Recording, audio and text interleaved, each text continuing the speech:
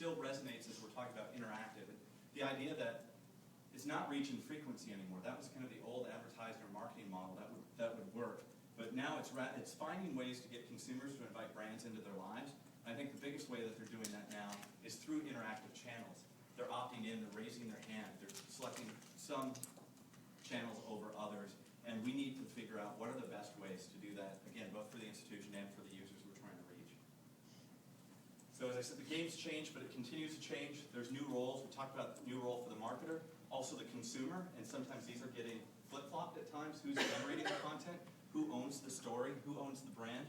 And technology continues to advance. We'll get into that a little bit more. Constituent expectations, probably one of the hardest parts now with interactive is that constituents want more and more. They want it better, they want it faster, they want it more immersive, they want it more, more rich experience. And that doesn't stop. It just continues where, there are other elements where parts of a business have been defined and the expectations don't change that much. But when it comes to the web, because there are so many different things going on, I can do this at my bank, or I can find out about this on this site. I expect those features and functions everywhere. And obviously there's more communication channels to manage.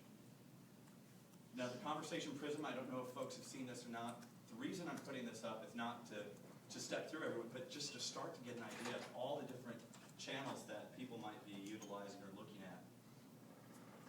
And if you want to see this in detail, there's the URL, conversationprism.com. But so talking about if we were trying to be everywhere at once, I don't think we'd get anything done. So what's going to work for us? What channels do we want to use? And we'll start to get into that a little bit.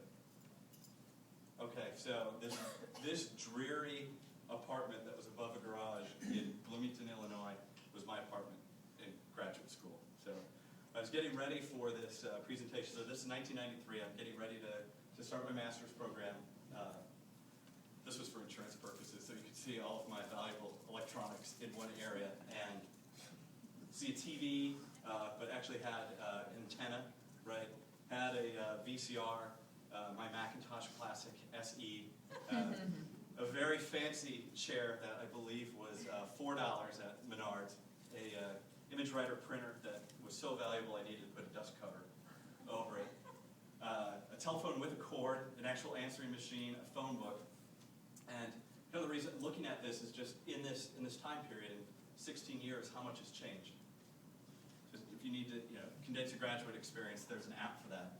Just everything in that picture I can do on my iPhone now. So just thinking about what that does to expectations about how people are using technology. Also, just looking back a little bit, last month, Amazon's wish list celebrated its 10-year anniversary. So for me, it's kind of hard to think about a time before Amazon that I wasn't able to just go on. And it started out just books, right? I need to research a book, I want to find a book. But here's where we started to see beginning of some of the social media conversation, right? Amazon started to add comments. You could comment, you could rank, you could rate stuff.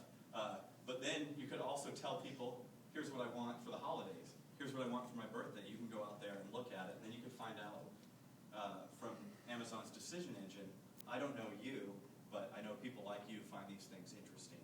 And so I just find that also fascinating that this has been going on for more than a decade.